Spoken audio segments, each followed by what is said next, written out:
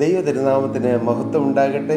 കർത്താവായ യേശു ക്രിസ്തുവിൻ്റെ വിലയേറിയ നാമത്തിൽ നിങ്ങൾക്കേവർക്കും എൻ്റെ എളിയ സ്നേഹവന്ദനം.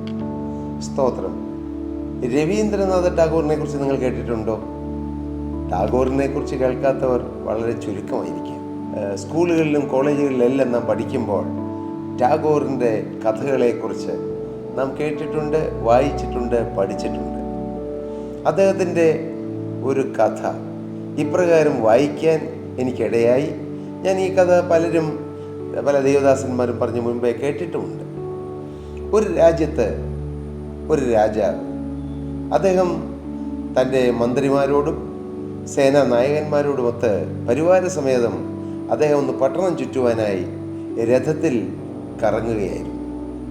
അപ്പോൾ അവിടെ ഒരു ഭിക്ഷക്കാരൻ ഭിക്ഷയാചിച്ചുകൊണ്ട് ഇരിക്കുകയായിരുന്നു.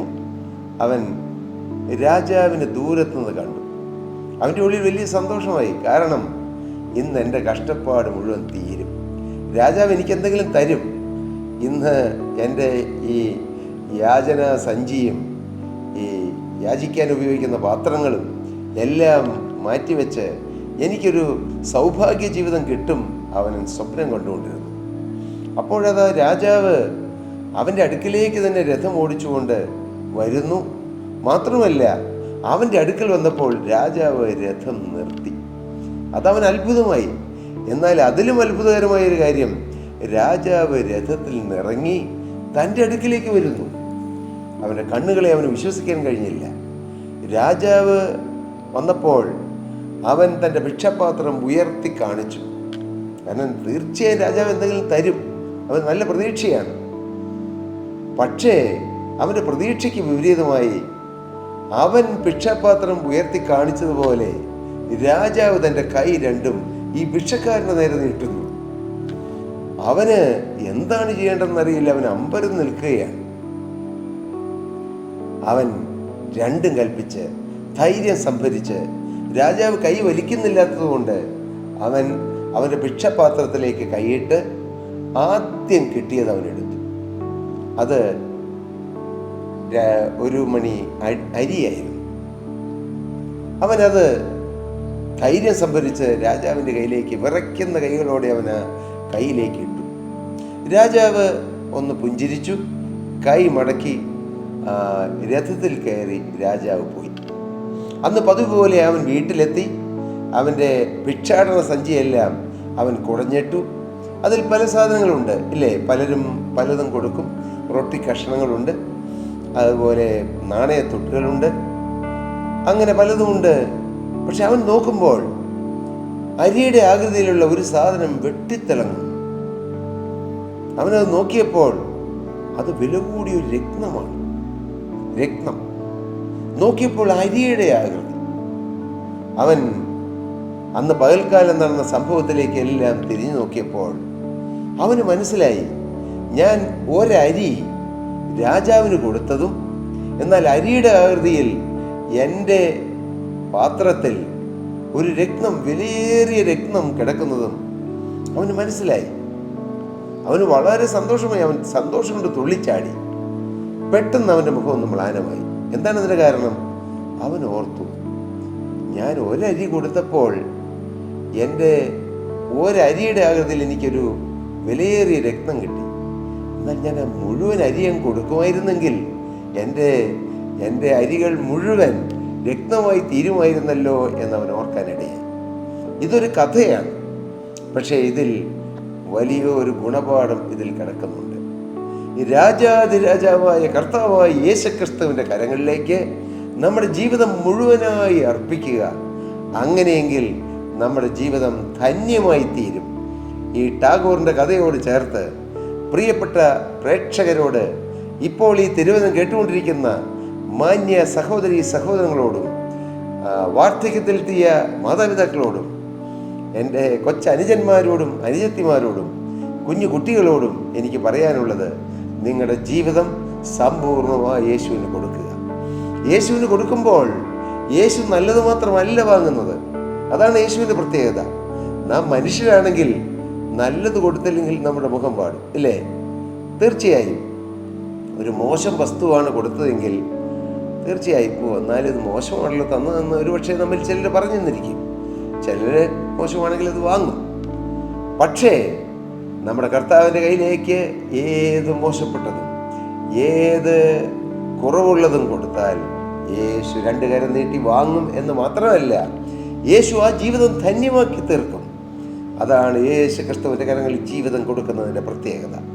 ഞാൻ സ്നേഹത്തോടെ നിങ്ങളോട് ചോദിക്കട്ടെ, ഈ രാജാതി രാജാവും കർത്താതി കർത്താവും ഈ അഖിലാണ്ടത്തെ മുഴുവൻ സൃഷ്ടിച്ച സൃഷ്ടാവാം ദൈവമായ ജീവനുള്ള ദൈവത്തിൻ്റെ കരങ്ങളിലേക്ക്, കർത്താവായ യേശു ക്രിസ്തുവിൻ്റെ കരങ്ങളിലേക്ക് ജീവിതം കൊടുക്കാൻ നിങ്ങൾക്ക് ഭാഗ്യം കിട്ടിയോ? ഭാഗ്യം കിട്ടിയെങ്കിൽ നിങ്ങളൊരു മഹാഭാഗ്യവാനാണ്, ഭാഗ്യവതിയാണ്. ഇതുവരെ അങ്ങനെ സംഭവിച്ചില്ലെങ്കിൽ അത് ഇന്നാകരുതോ? ഇപ്പോൾ നിങ്ങളുടെ മുമ്പിൽ യേശു ക്രിസ്തു വന്ന് നിൽക്കുന്നു. യേശു സ്നേഹവായ്പോടെ നിങ്ങളുടെ മുഖത്തേക്ക് നോക്കുന്നു, നിങ്ങളുടെ ഹൃദയത്തിലേക്ക് നോക്കുന്നു. മകളെ, നിന്റെ രോഗമുള്ള ശരീരത്തിലേക്ക് നോക്കുന്നു. യേശുവിന് ആ രോഗമുള്ള ശരീരം കൊടുത്താൽ യേശു ഏറ്റുവാങ്ങും. നിങ്ങളുടെ ജീവിതം തകർന്നതാണോ? കടബാധ്യതകളും ഞെരുക്കങ്ങളും പ്രതിസന്ധികളുമായി നിങ്ങൾ വലഞ്ഞു കഴിയുന്ന ഒരു വ്യക്തിയാണോ?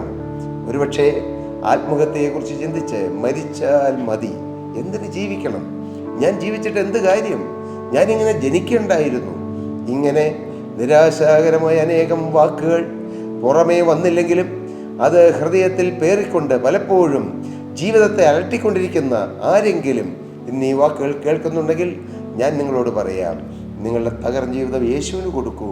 യേശു 2 കരവും നീട്ടി അത് സ്വീകരിക്കും. യേശുവിൻ്റെ കരത്തിൽ നിങ്ങളുടെ ജീവിതം വന്നാൽ അത് ഭദ്രമായി തീരും. ഈ ഭൂമിയിൽ നമ്മുടെ ഓരോരുത്തരുടെയും ജീവിതം ധന്യമായി തീരുന്നതും ഏറ്റവും ഭദ്രമായി തീരുന്നത് എവിടെയാണെന്നറിയാമോ? നിങ്ങൾ ഏത് ബാങ്കിൽ കോടാനുകോടി രൂപ സമ്പാദിച്ചാലും, സ്വിസ് ബാങ്കിൽ നിങ്ങൾ അക്കൗണ്ട് ഓപ്പൺ ചെയ്ത് അവിടെ ഫിക്സഡ് ഡെപ്പോസിറ്റ് ഇട്ടാലും, ഈ ഭൂമിയിൽ വസ്തുവകകളോ ഏതെങ്കിലും സ്വത്തുക്കളോ വാരിക്കൂട്ടിയാലും അതൊന്നും നിങ്ങളുടെ ജീവിതത്തെ ധന്യമാക്കുകയില്ല, നിങ്ങളുടെ ജീവിതത്തിൽ മാറ്റം തരികയില്ല.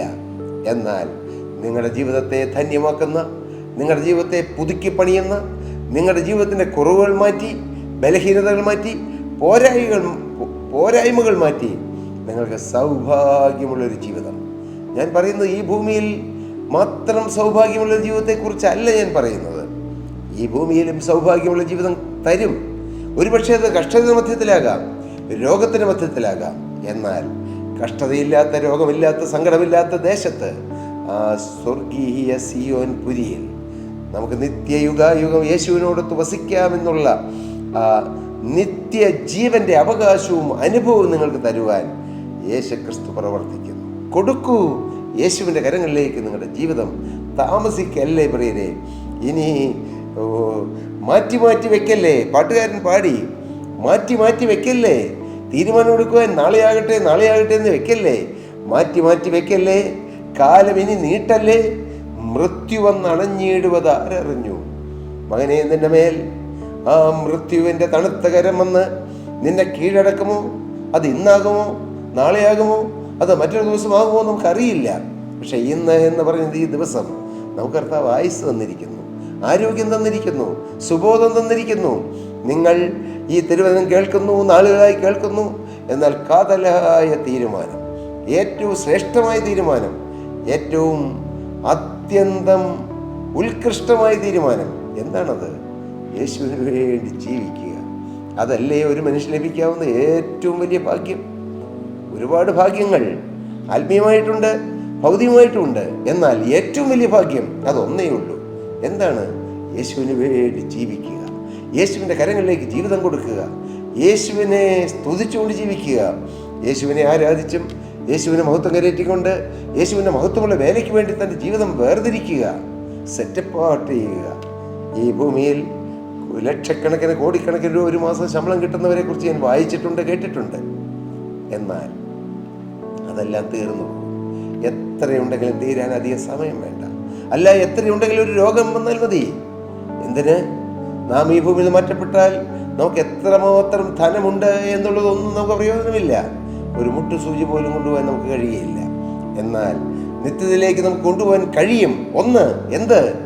യേശുവിന് വേണ്ടി ജീവിതം വേർതിരിച്ച് യേശുവിന് മഹത്വത്തിന് വേണ്ടി നാം ഈ ഭൂമിയിൽ നിന്നാൽ, കർത്താവിൻ്റെ മഹത്വമുള്ള വേല ചെയ്താൽ, അനേകം ആത്മാക്കളെ നേടുവാൻ, നിത്യനാശത്തിൽ നിന്നും നിത്യജീവന്റെ അവകാശത്തിലേക്ക്, നിത്യ നരക തീപ്പൊയ്കയിലേക്ക് പോകുന്ന മനുഷ്യരെ തടഞ്ഞു നിർത്തി യേശു നിങ്ങളെ സ്നേഹിക്കുന്നുവെന്നും, യേശു നിങ്ങൾക്ക് വേണ്ടി കാൽവറിയിൽ യാഗമായെന്നും, യേശു നിങ്ങളെ രക്ഷിക്കുമെന്നും, യേശു നിങ്ങളുടെ നിരാശ മാറ്റുമെന്നും, യേശു നിങ്ങൾക്ക് വേണ്ടി കരുതിയിട്ടുണ്ടെന്നും എന്നുള്ള വാസ്തവമായ സത്യം മനസ്സിലാക്കിക്കൊണ്ട് അത് പറഞ്ഞു കൊടുത്തുകൊണ്ട് കാൽവറി ക്രൂശിലെ യേശു ക്രിസ്തു അവസാനത്തുള്ള രക്തം വരെയും ഊറ്റി തന്നത് മകനെ നിനക്ക് വേണ്ടിയിട്ടാണ്, മകളെ നിനക്ക് വേണ്ടിയിട്ടാണ്, നീ ഇനി മരിക്കേണ്ട, നിനക്ക് വേണ്ടി ഒരാൾ മരിച്ചു എന്ന് ആ വ്യക്തമായ ക്രൂശിലെ രക്ഷ പറഞ്ഞു കൊടുത്തുകൊണ്ട് അനേകരെ രക്ഷയിലേക്ക് നയിക്കുന്നവരായി നാം തീർന്നാൽ, ദൈവത്തിൻ്റെ വചനം പറയുന്നു, ബുദ്ധിമാന്മാർ ആകാശമണ്ഡലത്തിലെ പ്രഭ പോലെയും പലരെയും നീതിയിലേക്ക് തിരിക്കുന്നവർ നക്ഷത്രങ്ങളെ പോലെയും ഇന്നുമെന്നേക്കും പ്രകാശിക്കും.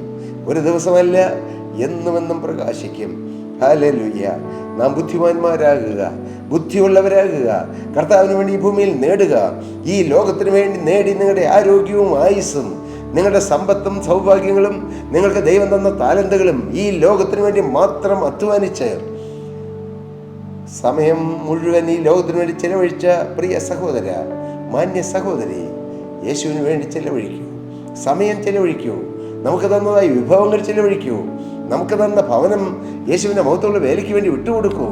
ഞാൻ പറഞ്ഞത് നിങ്ങൾ വീട് വിട്ടു പോകണമെന്നല്ല, നിങ്ങൾ അവിടെ എല്ലാം താമസിച്ചുകൊണ്ട് കർത്താവിൻ്റെ മഹത്വമുള്ള വേല, അതിനുവേണ്ടി നിങ്ങളുടെ വാതിൽ തുറക്കൂ. ഭവനത്തിൻ്റെ എല്ലാത്തിലുപരി നമ്മുടെ ഹൃദയവാതിൽ യേശുവിനായി തുറക്കാം.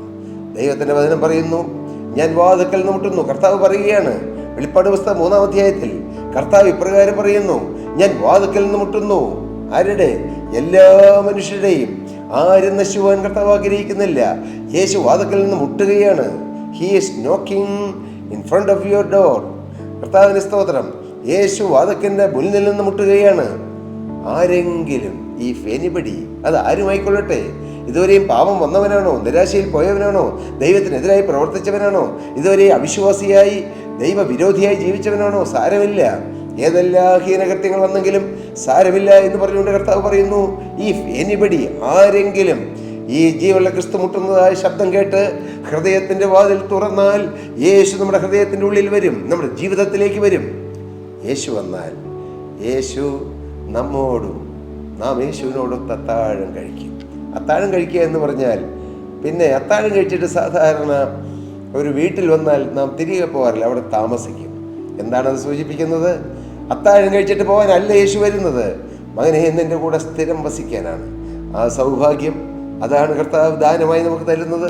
നാം പണം മുടക്കേണ്ട, ഒരു തീരുമാനമെടുത്താൽ മതി. യേശുവേ, അങ്ങ് എൻ്റെ ജീവിതത്തിലേക്ക് വരണം, അങ്ങേക്ക് വേണ്ടി ഞാൻ ജീവിക്കുന്നു, അങ്ങേക്ക് വേണ്ടി ഞാൻ എൻ്റെ ജീവിതം സമർപ്പിക്കുന്നു, എന്നെയും എനിക്കുള്ളതിനെയും നാഥ അവിടുത്തെ പാദത്തിൽ സമർപ്പിക്കുന്നു എന്ന ഈ നല്ല സമയം നിങ്ങൾ തീരുമാനം എടുക്കൂ പ്രിയരെ. അങ്ങനെ തീരുമാനമെടുത്താൽ സ്വർഗം നിങ്ങളെ അനുഗ്രഹിക്കും. യേശുവിൻ്റെ ആണിപ്പഴുതുള്ളവർ നിങ്ങളുടെ ശിരസിൽ വയ്ക്കും. നിങ്ങളുടെ രോഗങ്ങൾ മാറും, നിങ്ങളുടെ പ്രതിസന്ധികൾ മാറും. നിങ്ങളുടെ പ്രശ്നങ്ങളുടെ മധ്യത്തിൽ നിങ്ങൾക്ക് സമാധാനം അനുഭവിക്കാനിടയാകും. രോഗത്തിൻ്റെ മധ്യത്തിലും കടബാധ്യതയുടെ മധ്യത്തിലും ഞെരുക്കത്തിൻ്റെ മധ്യത്തിലും ദുരിതങ്ങളുടെയും വേദനകളുടെയും മധ്യത്തിൽ ക്രിസ്തു തരുന്ന ആശ്വാസവും സന്തോഷവും സമാധാനം അനുഭവിച്ചുകൊണ്ട് സ്വർഗ സൗഭാഗ്യമുള്ളൊരു ജീവിതം ഈ ഭൂമിയിൽ കെട്ടിപ്പടുക്കുവാനും നിത്യസ്വർഗത്തിന് വേണ്ടി ഒരുങ്ങുവാനും കർത്താവ് നിങ്ങൾക്ക് ഭാഗ്യം തരും. പോരാ, നിങ്ങൾ മൂലം അനേകരെ ഒരുക്കും കർത്താവ്. ആ സൗഭാഗ്യ ദിവസം ഇതാ വന്നിരിക്കുന്നു. നിങ്ങളുടെ ജീവിതം കർത്താവിന് കൊടുക്കൂ. എങ്കിൽ നമുക്കൊരു നിമിഷം പ്രാർത്ഥിക്കാം. ഞങ്ങളുടെ സ്നേഹം നിറഞ്ഞ കർത്താവേ, ഇന്ന് അവിടത്തേക്ക് വേണ്ടി ജീവിതം വേർതിരിച്ച് അവിടുത്തെ മക്കളെ അവിടുത്തെ കരങ്ങളിൽ ഏൽപ്പിച്ച് പ്രാർത്ഥിക്കുന്നു. അവരുടെ മേൽ കർത്താവിൻ്റെ കരം വയ്ക്കണമേ. അവരുടെ പേര് ജീവൻ്റെ പുസ്തകത്തിൽ എഴുതണമേ. കഴിഞ്ഞകാല പാപങ്ങൾ മായ്ച്ച് നിത്യജീവൻ്റെ ഓഹരിക്കാരാക്കി തീർക്കണമേ. രക്ഷ എന്ന ദൈവിക ദാനം അവരുടെ മേൽ പകരണമെന്ന് പ്രാർത്ഥിക്കുന്നു, അനുഗ്രഹിക്കുന്നു. യേശു ക്രിസ്തുവിൻ നാമത്തിൽ തന്നെ. ആമേൻ, ആമേൻ. പ്രിയ സഹോദരി സഹോദരങ്ങളെ, നിങ്ങൾക്ക് പ്രാർത്ഥനാ വിഷയങ്ങളുണ്ടോ? നിങ്ങൾ യേശുവിന് വേണ്ടി ജീവിതം വേർതിരിച്ചൊരു വ്യക്തിയാണെങ്കിൽ നിങ്ങൾ മുഴങ്കാൽ മടക്കി പ്രാർത്ഥിക്കൂ. നിങ്ങളുടെ പ്രാർത്ഥനയ്ക്ക് നിശ്ചയമായും മറുപടി കിട്ടും. അല്ല, നിങ്ങൾക്ക് ഏതെങ്കിലും പ്രാർത്ഥന സഹായങ്ങൾ, ഹെൽപ്പ് വേണമെങ്കിൽ താഴെ കാണുന്ന നമ്പറിൽ ഞങ്ങളുമായി കോൺടാക്ട് ചെയ്താൽ ഞങ്ങളുടെ prayer team, prayer warriors team, അവരെല്ലാവരും നിങ്ങൾക്ക് വേണ്ടി പ്രാർത്ഥിക്കും. കർത്താവ് നിങ്ങളെ ഓരോരുത്തരെയും അനുഗ്രഹിക്കട്ടെ. ദൈവനാമം മഹത്വം.